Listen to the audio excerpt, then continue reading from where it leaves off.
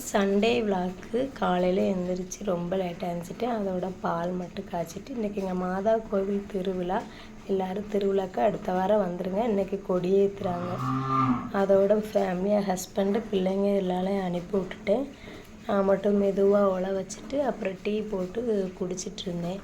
அப்புறம் என் பிள்ளைங்க எப்படா வருவாங்கன்னு எதிர்பார்த்துட்டே இருந்தேன். அரிசியை அலசி போட்டுட்டு என் பையன் வந்துட்டான். அவனை சுற்றி சுற்றி வீடியோ எடுத்துகிட்டு இருந்தேன். இந்த சைடும் அந்த சைடும் அவன் ஒரே ஓட்டத்தில் பிடிச்சிட்டாரு.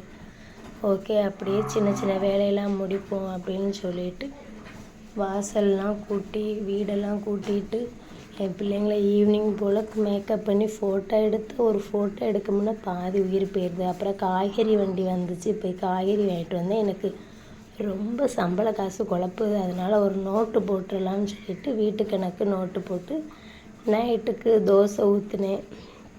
ஹஸ்பண்டுக்கு தோசை ஊற்றி கொடுத்துட்டு சாப்பிட வச்சுட்டு நானும் பிள்ளைங்க எல்லாருமே தோசை சாப்பிட்டு இன்றைக்கி ரொட்டீன் முடித்தாச்சு. அப்புறம் நைட்டு தூங்கையில் வாங்கிட்டு வந்த காய்கறி எல்லாத்தையும் ஃப்ரிட்ஜில் எடுத்து வைப்போன்னு சொல்லிட்டு நானே பார்த்து பார்த்து ஒன்று ஒன்றா எடுத்து வச்சிட்ருந்தேன். இன்றைக்கி டே இப்படி தான் போச்சு. உங்களுக்கு சண்டே எப்படி போச்சுன்னு சொல்லி கமெண்ட் பண்ணுங்கள். Bye friends.